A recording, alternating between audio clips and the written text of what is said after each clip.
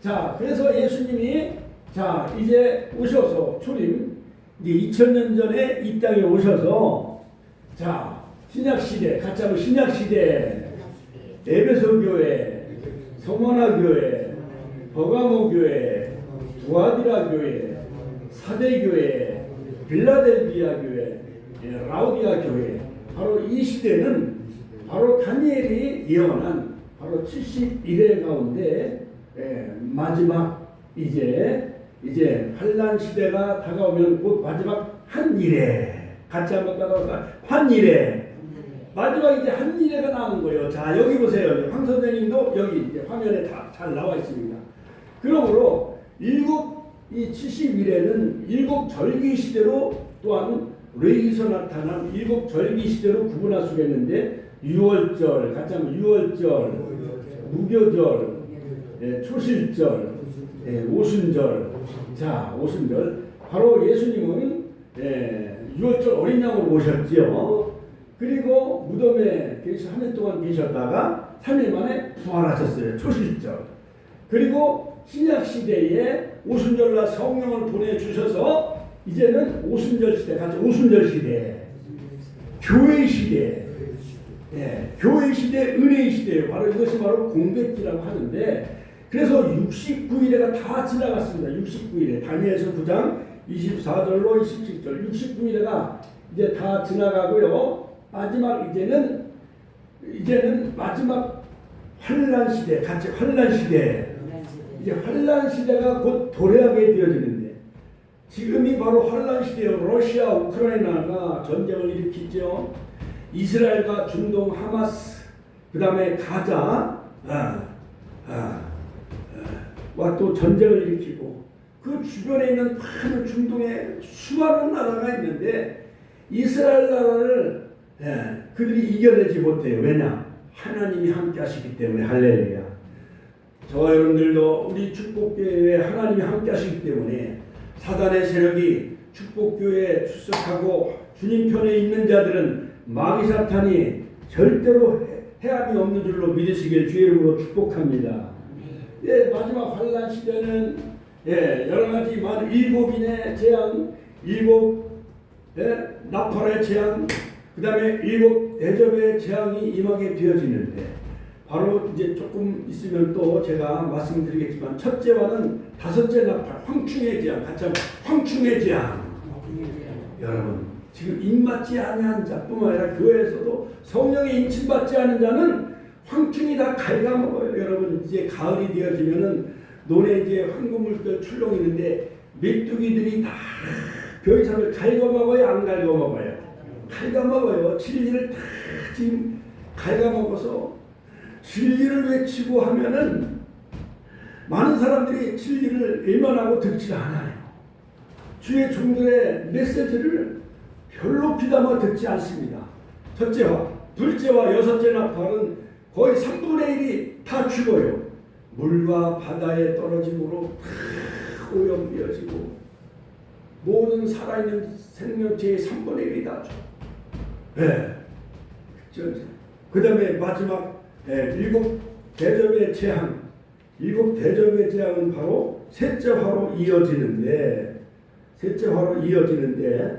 여러분 이것은 셋째 화 일곱 천세 나팔을 불 때에 쏟아지는 일곱 대접의 재앙인데 이건 따다다다다다. 여러분 일곱 대접의 재앙 살아남을 자가 없어요. 예수님이 재림 직전에 최후의 재앙, 직접적인 심판의 형태입니다. 이 심판은 셋째 화로 일곱 대접의 심판, 그리스도의 나라가 세워지고 믿는 이들이 위협을 받게 되는데 황충의 재앙, 또한 여러 가지 유라대 전쟁, 마지막 아마겟돈 전쟁, 이러한 여러 가지 많은 재앙 속에 여러분 우리는 끝까지 우리가 유라대 전쟁, 요한계시록 9장이 했잖아요. 아마겟돈 전쟁, 요한계시록 16장. 이때 성도들은 다 휴거되어지고 공중에서 나팔 불 때 주의 나의 이름, 나팔 불 때 나의 이름. 우리 성도님들 다 권사님, 집사님, 성도님, 전사님 다 주의 이름 부를 때 우리가 이 땅에서는 살아남을 자가 없어요. 다 공중에 들림받아 혼인잔치에 참여하며 마지막 천년왕국에 지상재림하며 요한계시록 14장 시온산에 구속받은 자들이 어린 양과 함께 시온산에 검은 곳 타며 어린 양과 함께 우리가 구속사의 노래 부르는 그러한 축복의 성도와 가족이 다 되시기를 주의 이름으로 축원드립니다. 처음 보신 분들은 이게 다 뭐가 뭔지 잘 모를 거예요. 죽은 사람도 불신자도 그들이 다 무덤에서 하나님이 살려가지고 두 번째 심판이에요. 백보자에서 그들이 바로 둘째 사망이요. 서머나기에 둘째 사망해를 받지 아니하리니 백보자 심판은 뭐냐? 아담이요 지금 죽어있는 사람도 다 하나님이 살려가지고 백보자 흰보자에서 다시 다 그들이 심판한다는 거예요. 생명책에 기록되지 아니하는 자는 다 백보자에서 심판하며 영원한 불못에 다 그들이 심판을 받고 우리는 백보자 심판에 받지 아니하고 우리 첫째 부활에 다 참여하며 어린 양과 함께 시온산에 서는 자 되시기를 주의 이름으로 축원합니다.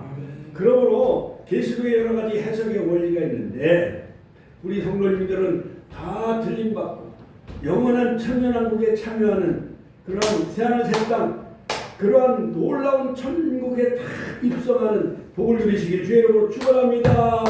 옆 사람에게 축원합니다. 우리는 천국에 다 들어가는 축복의 주인공이 되시길 주의 이름으로 축원합니다. 그러므로 우리가 성경을 계시록을 이해하는 데 몇 가지 원리가 있어요. 그건 뭐냐? 성경의 계시록은 성경의 결론이며 완성이라 할 수가 있습니다. 창세기는 에덴 동산에서 축복을 잃어버렸습니다. 생명나무에 나아가는 길을 두루던 화염검으로 다 막으셨죠. 아담과 하와가 선악과를 따먹음으로 말미암아 결국은 생명에 나아가는 그 길을 놓치고 말았습니다. 그러므로 창세기는 힐라본이요 계시록은 복락원, 잃어버렸던 에덴이 회복되어지는 그런 에덴 동산을 회복하는 복락원의 축복을 누리시기를 주의 이름으로 축원합니다. 그러므로 에덴 동산은 뱀의 유혹으로 그들이 유혹을 받아버렸어요. 아담과 하와는 벌거벗은 채로 그들의 무화과나무의 불로 수치를 가리려고 했지만 하나님은 어린 양을 잡아 가죽옷으로 그들의 허물과 죄를 덮어주셨죠. 자, 그러므로 범죄로 에덴 동산에서 추방되어지고 에덴 동편에서 유리방황하며 남자는 얼굴에 땀을 흘려야만 되어지는 노동의 그러한 그 대가를 치러야만 되어졌고 여인은 응애 할 때 해산의 고통이 커요 안 커요? 그러니까 먼저 선악과를 따먹은 주인공도 여자예요. 죄를 먼저 범한 사람도 여성이요. 그러나 또 예수님이 부활하셨을 때 무덤에 제일 먼저 찾아가는 사람도 막달라 마리아도 여성이에요. 자, 그런데 이 계시록에 보니까 새 예루살렘으로 회복이 되어지고 12가지 생명나무 과실을 우리에게 먹게 해주시겠다고 말씀하시고 보좌에서 흐르는 생명수 강물에 의해 12생명나무 과실을 우리가 먹고 영생함을 누리게 되어지고 어린 양의 혼인잔치와 더불어 신랑 되신 주님과 더불어 우리가 딴딴따단 신부된 자들이 우리가 다 신랑 맞이할 혼인잔치에 참여하는 정결한 신부가 되시기를 주의 이름으로 축원합니다. 정결한 신부는 이 우상과 간음하면 안 돼요. 마귀 사탄과 간음하면 안 돼요. 에덴 동산에서 하와가 뱀과 간음함으로 말미암아 에덴 동산의 축복을 다 잃어버렸잖아요. 그럼 우리는 세상을 더 사랑하면 안 됩니다. 돈을 더 사랑하면 안 됩니다. 쾌락을 더 사랑하면 안 돼요. 오매불망 우리 손녀 목사님이 낮에나 밤에나 눈물 머금고 내 주님 오시기만 고대하는 성도가 되시기를 주의 이름으로 축원합니다. 그러므로 그 유혹자 뱀은 영원한 불못에 다 하나님이 심판을 하고 우리는 세마포수로 단장시켜 줍니다. 세마포, 같이 한번 세마포 십자가 피로 어린 양 십자가에 달리신 어린 양 예수의 그 의의 세마포수로 다 우리를 허물을 로마서 4장 의롭다 다 의의 옷을 입혀주시는 거예요. 신부가 결혼할 때 원피스나 청바지 입고 결혼하는 신부 봤어요? 하얀 드레스를 입고 결혼식을 치르잖아요. 그렇지요. 우리는 다 주님의 유월절 어린 양의 그 세마포스, 내 주님 입으신 그 옷은 눈빛보다 더 밝은 그 빛, 그 흰옷으로 우리를 다 덮어주는 거예요. 제 얼굴을.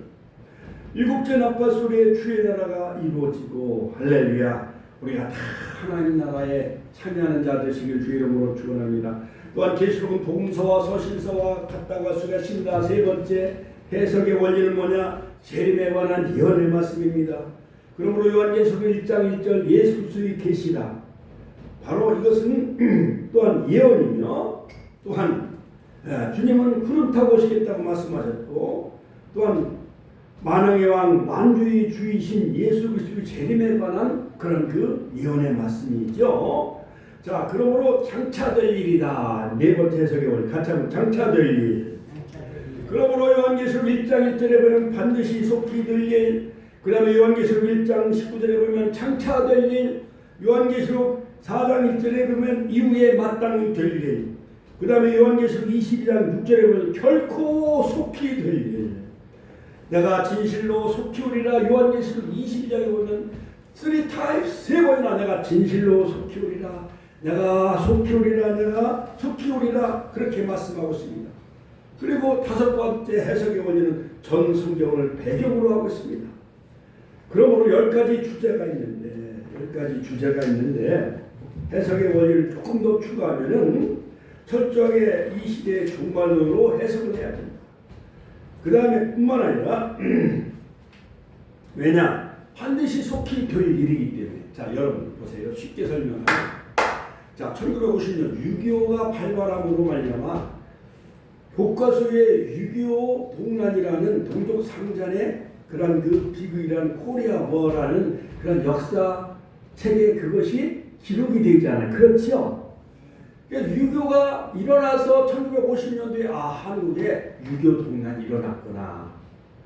이것을 후대에 사건이 일어나고 기록은 나중에 기록이 돼요. 그렇죠?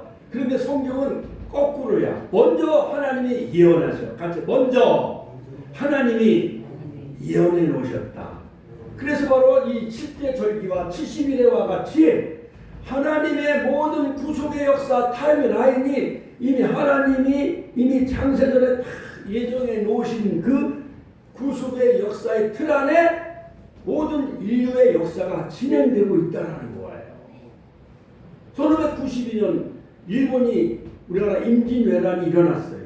1592년 선조대왕 때 이순신 장군이 여러 가지 명랑해전 이런 전쟁을 바로 치르면서 이순신 장군이 매적을 물리쳤잖아요. 그렇죠?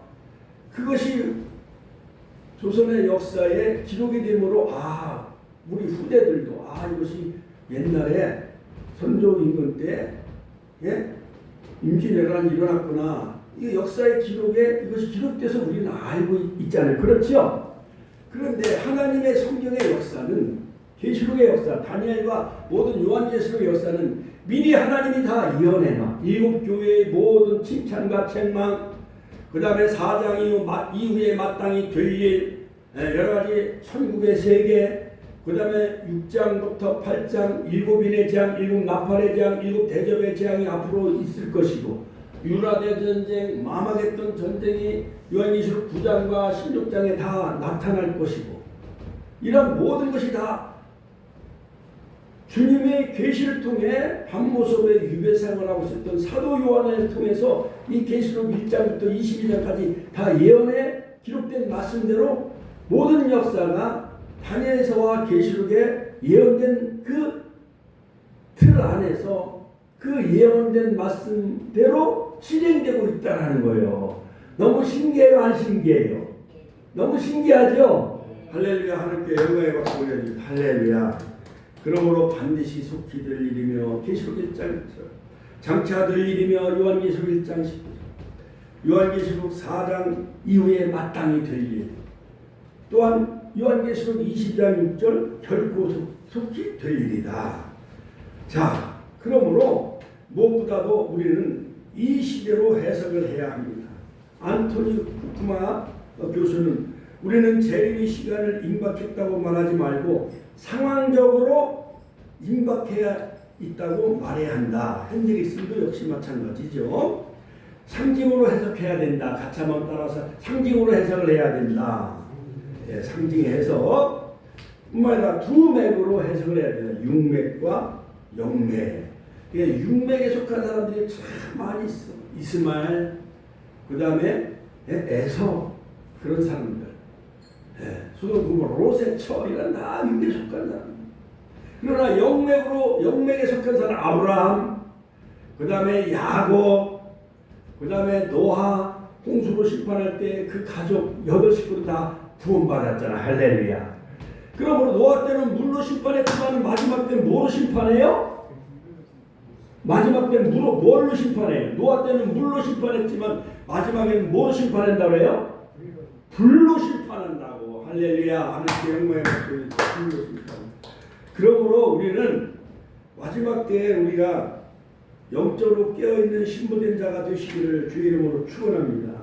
초림과 비교해서 해석을 해야 된다. 초림 때 로마의 큰 나라, 큰 어마어마한 그 나라의 박해 속에 바로 예수님이 때가 참에 여자의 아들로 오셨어요. 갈라디아서 4장 4절.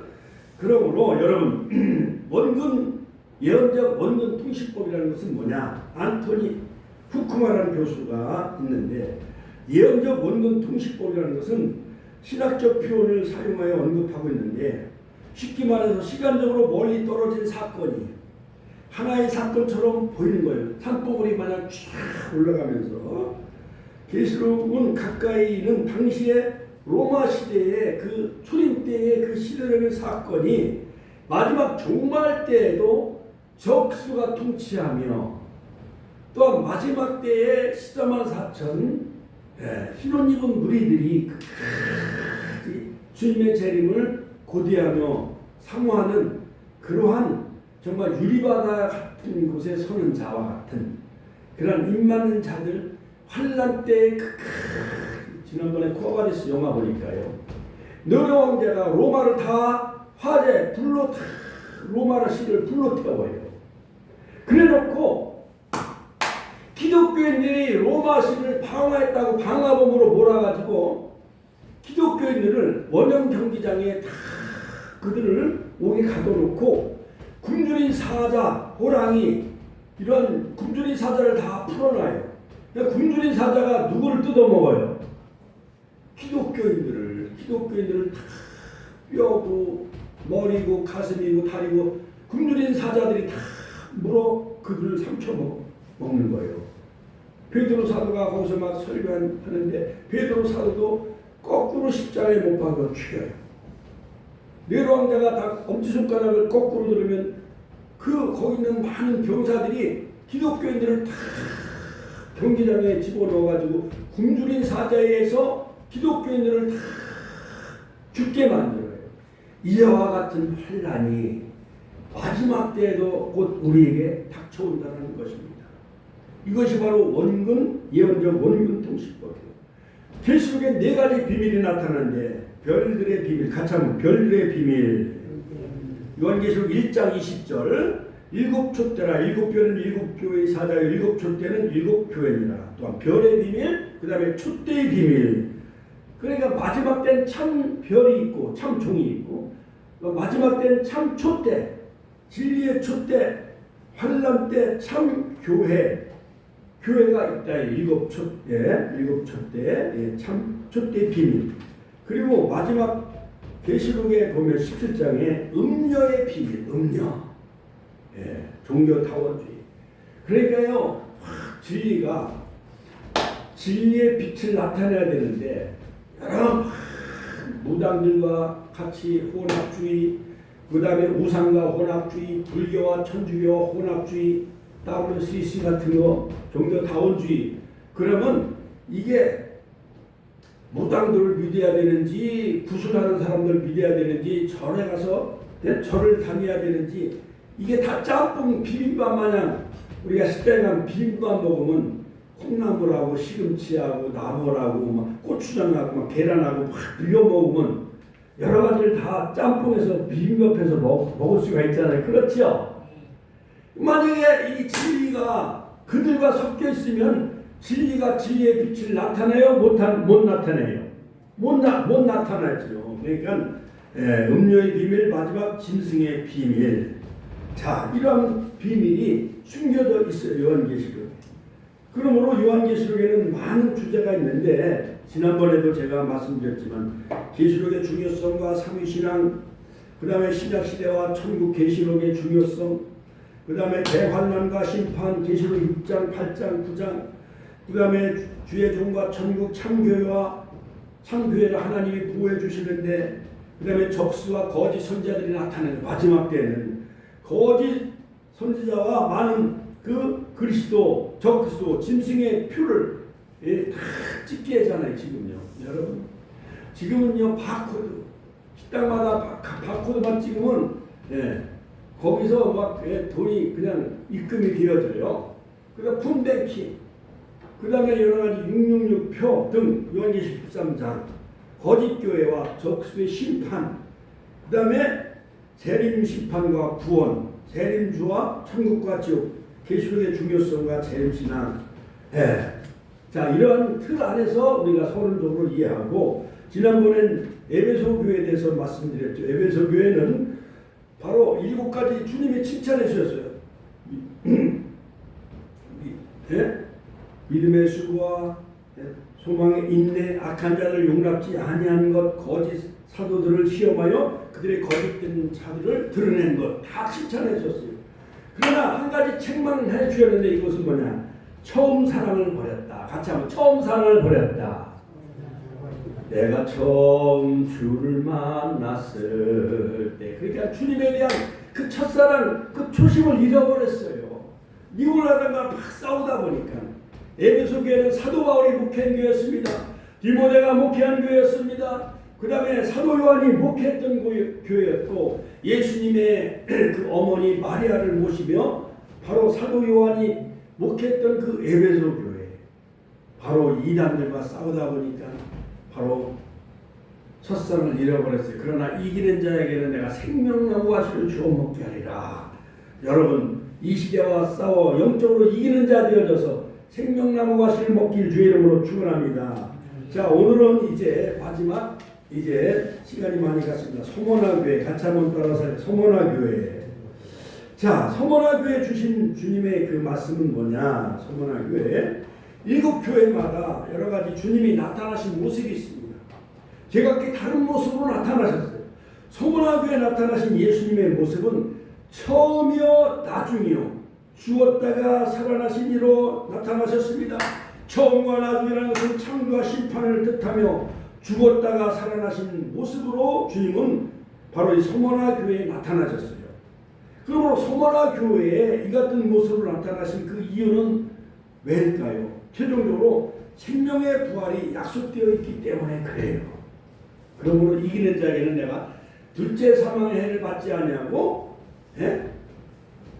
둘째 사망의 해를 받지 아니하겠다는 그런 그 상급을 약속해 주고 있는 것을 볼 수가 있습니다.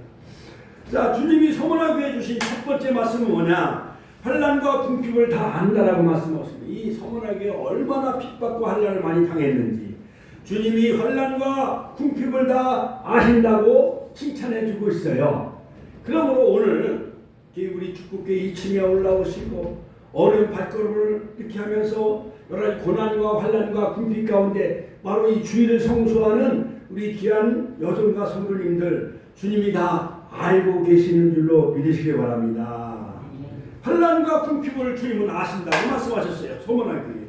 두 가지 뜻으로 우리가 해석할 수가 있는데, 첫째는 하나님 그들의 생활이 정말 환난과 궁핍한 상태에 있었다는 것을 의미하고, 또한 한편으로는 두 번째, 하나님께서 환난 날에 이기는 자가 되게 하시기 위해 그들에게 환난과 궁핍의 고난을 주셨다는 거예요.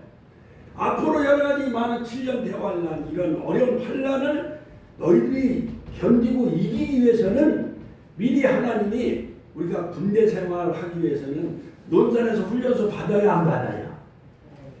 논산에서 훈련소 받아야 팍 총검술도 배우고 사격훈련도 배우고 우리 해병대 나왔잖아요. 작은 아들은 해병대, 큰 아들은 이제 내용은 특전사 나왔는데, 그러니까 논산훈련소에서 다 기초훈련을 잘 배워야 저 최전방에서 군대 생활을 잘 해요, 못해요? 잘 할 수가 있잖아요. 황만수 선생님, 그렇죠? 그러니까 논산훈련소에서도 그걸 통과해야 돼.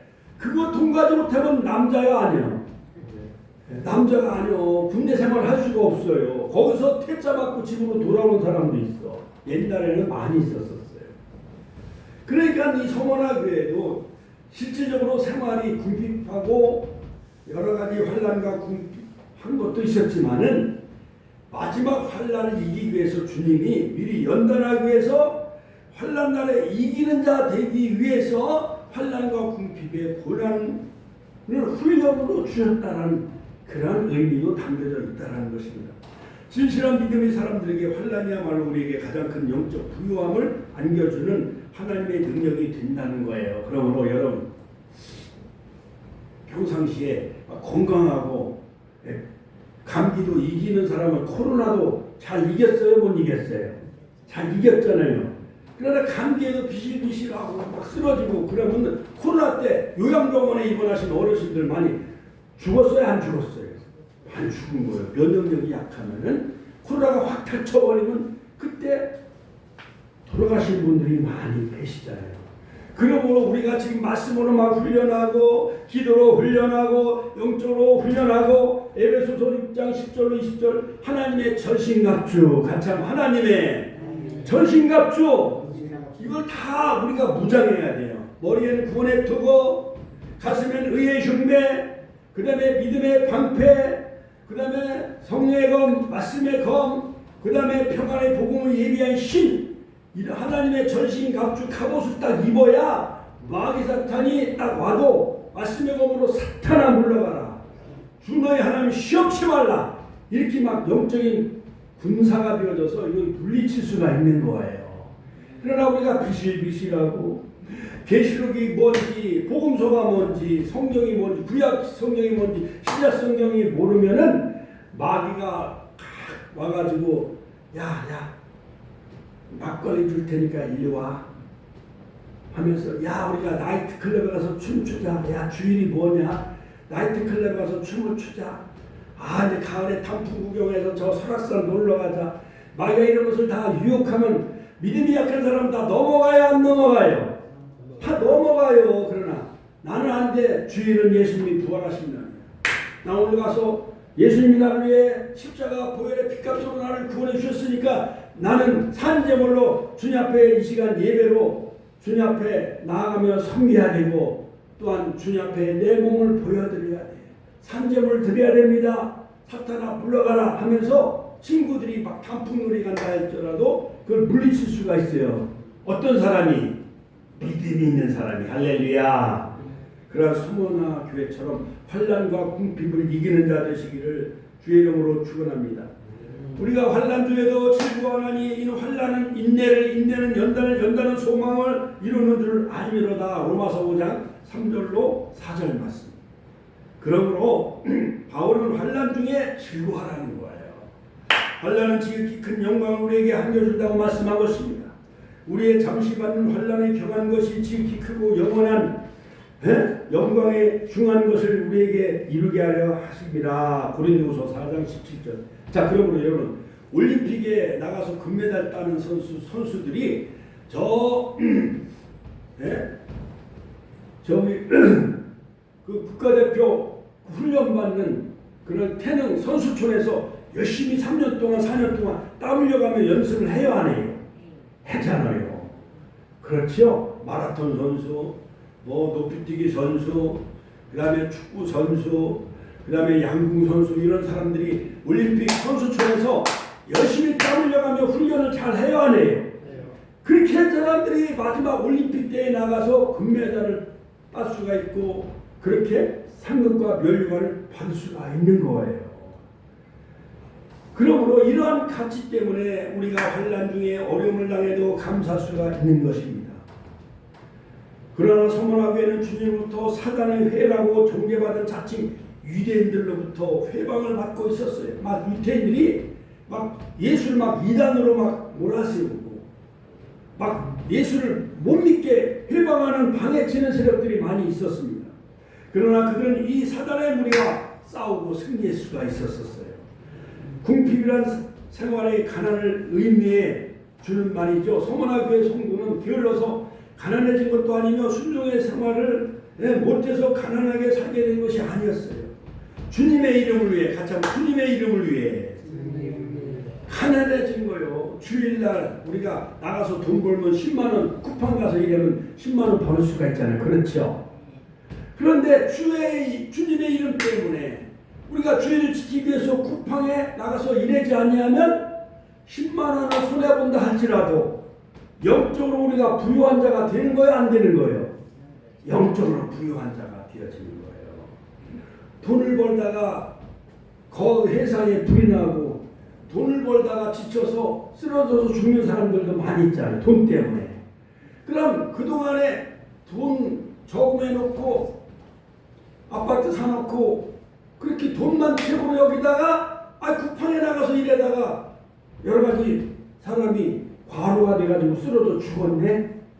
주일날 그냥 교회 와서 예배드리고 영적으로 믿음으로 부유한 자가 되면 더 좋았을 텐데 돈에다가 사람이 돌아버려야 안 돌아버려요? 돌아버리는 거예요. 자, 그러므로 주의 이름을 위해 가난해지는 것이에요. 서문화교회가. 배역한 세상에서 주의 뜻대로 살려는 사람들은 가난해질 수도 있습니다. 주님은 서문화교회 실상은 내가 부유한 자라 말씀하고 있어요. 실상은 내가 부유한 자니라 칭찬해 주셨습니다. 그리고 하나님 편에 보실 때 그러시다는 것입니다. 하나님 볼 때 우리 축복계 성도님들이 실상은 내가 믿음의 부자다. 같이 하면 내가 부자다. 영적인 부자다. 믿음의 부유한 자다. 아브라함처럼 이삭처럼 12 사도들처럼 그들은 다 사자밥이 되어지고 다 순교의 제물로 다 돌아가셨어요. 반모섬의 유배 생활을 쓰던 사도 요한을 빼고는. 그러나 2000년 동안 그들의 이름 베드로, 야고보, 요한, 사도 이러한 많은 12 사도들이 태양처럼 별처럼 빛나요? 안 빛나요? 빛나요. 이순신자군 나라를 지키기 위해서 외놈들과 싸웠던 이순신자군은 저 광화문의 그 동상에 영원히 우리나라를 빛나고 있잖아요. 그렇지요? 그거 마냥 하나님 편에서 보실 때는 실상 내가 가난한 자들이 아니고 너희들은 부유한 자니라 그렇게 주님이 인정해 주셨어요. 우리 축복회도 주님의 인정받는 자 되시길 주의 이름으로 축원합니다. 그러므로 부유가 없었던 관계로 그날 밤에 하나님께서 그들의 영혼을 취하여 가신다. 누가복음 12장 16절에 보면 부자가 청년이 창고에다가 뭐 쌀 같은 거를 잔뜩 쌓아놓고 이제 나 재산을 쌓아놓고 자신의 삶의 안위를 위해서 이제 재물을 많이 이제 모아놨으니까는 나는 배가 부르다. 근데 주님이 내 영혼 오늘 밤 내가 들어가면은 이 많은 창고에 쌓아놓은 재물이 헛수고요? 안 수고요?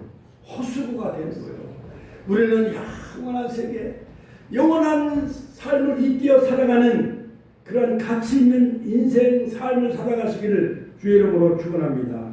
마지막으로 서문화교회에게 주신 말씀, 내가 죽도록 충성하라. 같이 한번 따라서 내가 죽도록 충성하라. 죽도록 충성하라는 것은 죽는 그 자리까지, 순교하는 그 자리까지. 서문화교회는 앞으로 더욱 큰 환란이 기다리고 있었습니다. 10절에 보니까 열흘 동안 환란을 겪을 것이다. 그러면 이 10일 동안의 환란은 무엇을 의미하는 것일까요? 10일 동안이라는 기간, 하나님이 정하신 기간을 말하고 있는데 이 환란은 종말의 지상에 있는 모든 교회가 겪는 일정한 환란, 여러 가지 뭐 7년 환란, 황충의 재앙 등 이런 여러 가지 많은 교회의 종말에 세상에 임할 환란, 이것을 하나님이 서문화교회 성도들을 이기게 하시겠다는 거예요. 자, 그러므로 또한 빌라델비아 교회도 바로 주님이 칭찬해 주셨는데 시험의 때를 면하게 하시겠다는 말씀을 주셨어요.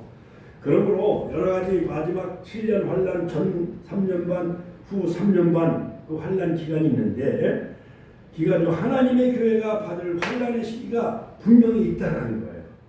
그러므로 모든 교회들이 환란의 기간을 통해 회개 열매를 맺으며 정결한 신부된 교회들이 다 되어져야 할 줄로 믿습니다. 그러므로 여러 가지 환란, 첫째 화, 다섯 번째 나팔의 재앙, 형충의 재앙, 또 여러 가지 많은 둘째와 셋째와 큰 환란이라 했습니다. 교회가 받는 핍박, 요한계시록 7장 14절, 12장 13절. 이 환란 기간 중 성도들이 할 일은 마지막 때까지 죽도록 충성하는 거예요. 가참 죽도록 충성하는 것이다. 자, 그러므로 여러분, 제가 말씀을 준비하면서 주기철 목사님은 큰 옥중에서 7년 동안 옥고를 치렀어요.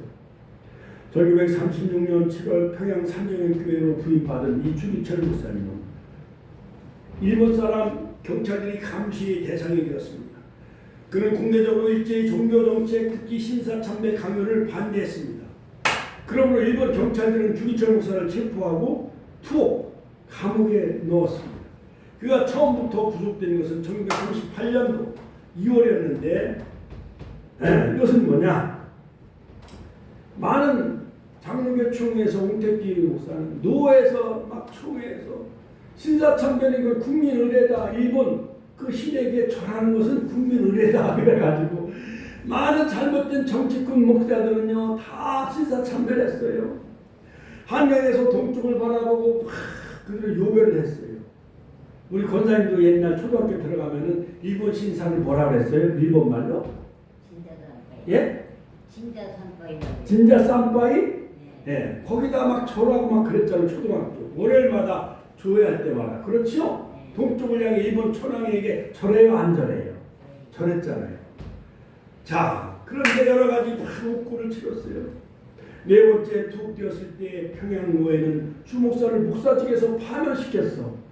파면해야 될 대상은 정치 목사들, 신사참배를 한 그 목사들이 파면을 당해야 되는데 반대로 끝까지 신사참배를 거부하며 우상숭배를 하지 않았던 주기철 목사님을 평양도에서 파면시켰어요.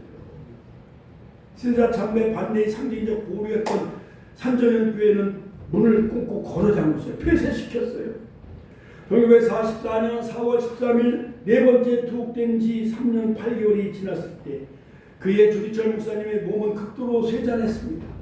병고와 심한 고문으로 의심마저 지체할 수 없었어요.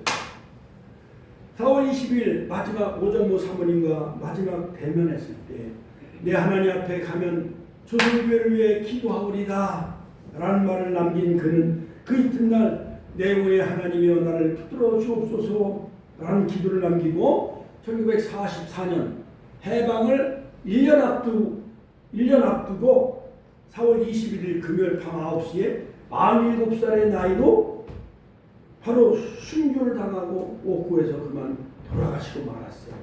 47살 나이에. 그러니 1934년 평양신학교 사경에서 했던 그 주목사님의 설교 가운데 이 사람이 다른 것으로 우리 한국교회에 바칠 것은 없습니다. 다만 이 목숨을 바칠 것밖에 없는데 이 목숨을 한국교회를 위해 내가 앞장서겠습니다. 주기철 목사가 신사참배를 반대한 세 가지 이유는 뭐냐? 신사참배는 하나님의 계명에 반한 우상숭배다. 두 번째, 신사참배는 개인 신앙심과 선교의 자유를 억압하고 탄압하는 것으로 보았다. 그 다음에 세 번째는 교회 순수성과 거룩성을 지키기 위해서다. 그러므로 이 주기철 목사님은 끝까지 신사참배에 거부하면서 젊은 나이에 47살 나이에 순교의 제물로 바로 이 땅에 순교의 피를 흘렸습니다. 바로 유명한 그 교회의 속사도였던 터툴리아는 그런 말을 남겼어요.